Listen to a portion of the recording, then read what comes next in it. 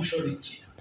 New ইয়র্কে একটা ব্যবস্থা আছে, জাতিসংঘের একটা ব্যবস্থা আছে, সেটা হচ্ছে সিভিল সোসাইটি ইন্ডিপেন্ডেন্টলি ওদের কনসালটেটিভ স্ট্যাটাস পায়।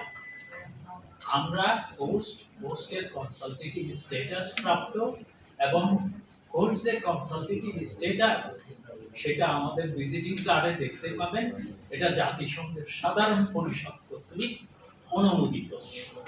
সে অনুসারে যখন খবর পেলাম 30শে সেপ্টেম্বর এই রোহিঙ্গাদের উপর স্পেশাল সেশনটা হচ্ছে, তখন আমরা সেখানে অ্যাপ্লাই করি। জাতিসংঘ এই মাসের 12 তারিখ অনুমোদন দিয়েছে যে তুমি আসতে পারো। তো আমরা বসে চিন্তা করেছি আমরা সেখানে কি বলবো। রিপাট্রিয়েশনের কথা অনেকেই বলবে, ডক্টর ইউনূসও বলবে। আমরা ডক্টর ইউনূস, ডক্টর খলিলুর রহমান এদেরকে ধন্যবাদ দিই যে ইস্যুটা মারা যাচ্ছিল, ওনারা ইস্যুটাকে জীবন্ত করেছেন। কক্সবাজারে একটা সম্মেলন হয়েছে, সেখানে আমরা ছিলাম না, আপনারা অনেকেই ছিল। আমরা এটাকে ভালো উদ্যোগ মনে করি। সেখানে কক্সবাজারের ইউনিয়ন পরিষদের চেয়ারম্যান, নেতৃবৃন্দ তারা অংশ নিয়েছিলেন। হয়তো সাংবাদিকদের খুব একটা সুযোগ ছিল না, এটা ঠিক হয় না। সো আমরা সেখানে যাচ্ছি, আল্লাহ চাহে তো শরীর যদি ভালো থাকে। সো আমরা যাওয়ার জন্য দুটো কাজ করব। আমরা প্রথমে বলেছি আমরা শুধু রিপাট্রিয়েশন নিয়ে খুব একটা বলবো না, কারণ আমি ব্যক্তিগতভাবে মনে করি যে ভারত, চীন, রাশিয়া যতদিন পর্যন্ত রাজি হবে না, রিপাট্রিয়েশন খুব ডিফিকাল্ট হবে। আপনারা গত কয়েকদিনের ঘটনা জানেন, আমেরিকান সৈন্যরা ড্রিল করতে আসছে চট্টগ্রামে। একদিন পরেই মায়ানমার ইন্ডিয়ান সৈন্য পাঠিয়ে দিয়েছে ড্রিল করার জন্য। ভয় হচ্ছে আমরা যেন ভূ রাজনৈতিক গোলকধাঁধায় না পড়ি।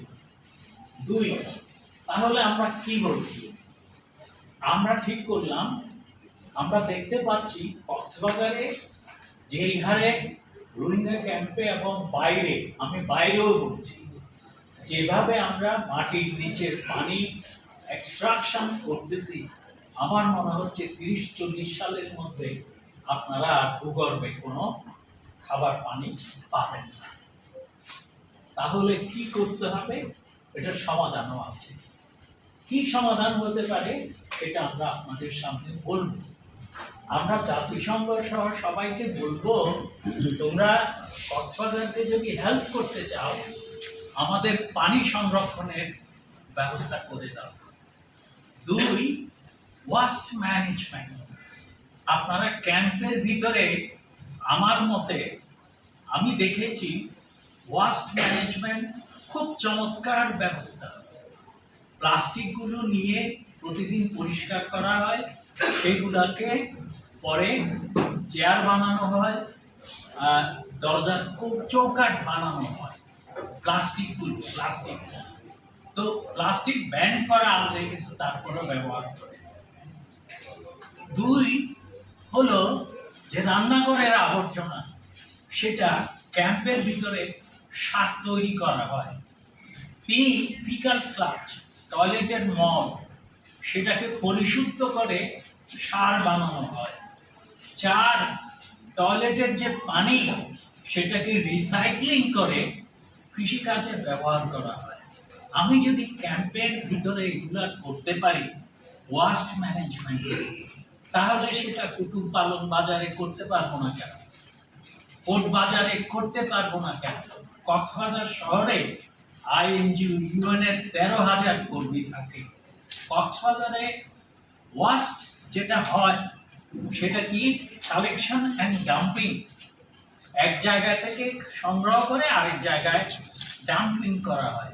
যেমন খুলশকুল ব্রিজের কাছে ডাম্পিং যে করা হয়েছে, সেটা মানুষের বসবাসের অযোগ্য। 12টা ওয়ার্ডে আমরা তো এরকম এনজিওদের দিয়ে ওয়াস্ট ম্যানেজমেন্ট করতে পারি।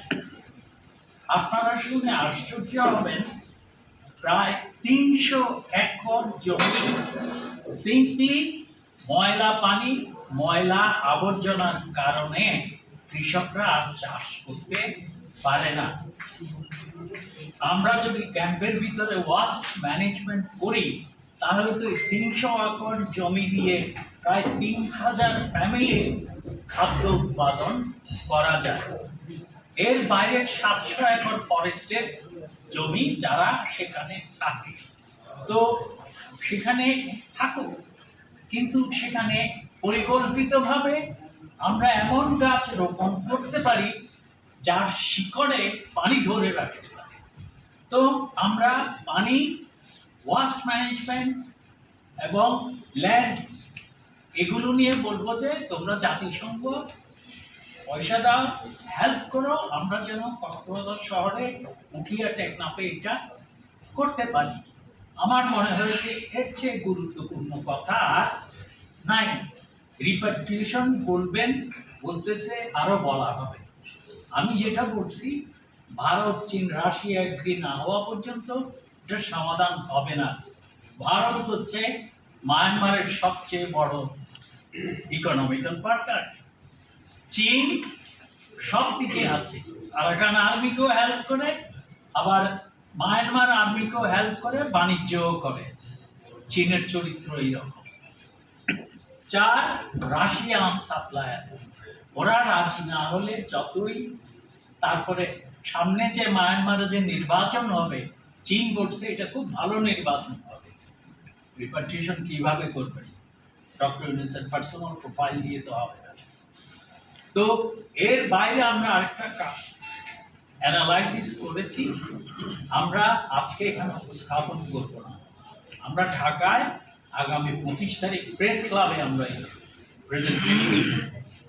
বিদেশিরা বলতেছে পয়সা বেশি, পয়সা দিতে হবে, তোমরা খরচ কমাও।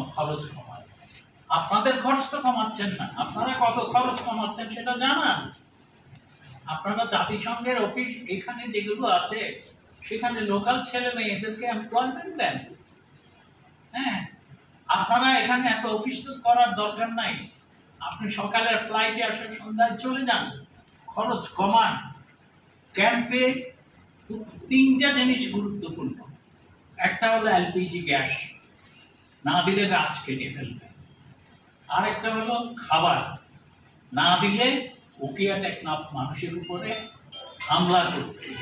আরেকটা হলো ওয়াশ, ফিকাল স্লাজ মানে ম্যানেজমেন্ট, লো কস্টে আমরা সেখানে সার পরিণত করেছি। সো আমরা হয়তো ওখানে বক্তৃতার চান্স পেতেও পারি, নাও পেতে পারি, কিন্তু আমরা ছোট ছোট ভিডিও বানাবো 2 মিনিট 20 সেকেন্ড, পানি, ওয়াস্ট ম্যানেজমেন্ট এবং ল্যান্ড রিক্লামেশন, এটার উপর আমরা টুইটারে ছড়াই দেব। আজকাল টুইটারের মাধ্যমে, হ্যাক্সের মাধ্যমে সারা আপনি অ্যান্টনি গুটারেসকেও টাচ করতে পারেন। আমরা এই 3টা বিষয়ের উপর এপিটুপি প্রিন্ট করে নিয়ে যাব, সেখানে আমরা ডিস্ট্রিবিউট করব। প্রেসে তো আপনারা আছেনই, ঢাকায়ও আমরা প্রেসকে করব। এইভাবে আমরা দৃষ্টি আকর্ষণ করব। কক্সবাজারের মানুষকে ধন্যবাদ আর দিয়েন না, শুনতে শুনতে কান জ্বালাপালা হয়ে গেছে। Invest your money for water security, for food security, for waste management. হ্যাঁ, আমরা লম্বা কথা শুনতে চাই না। আপনারা এখানে আসছেন, আমরা খুব খুশি। আমরা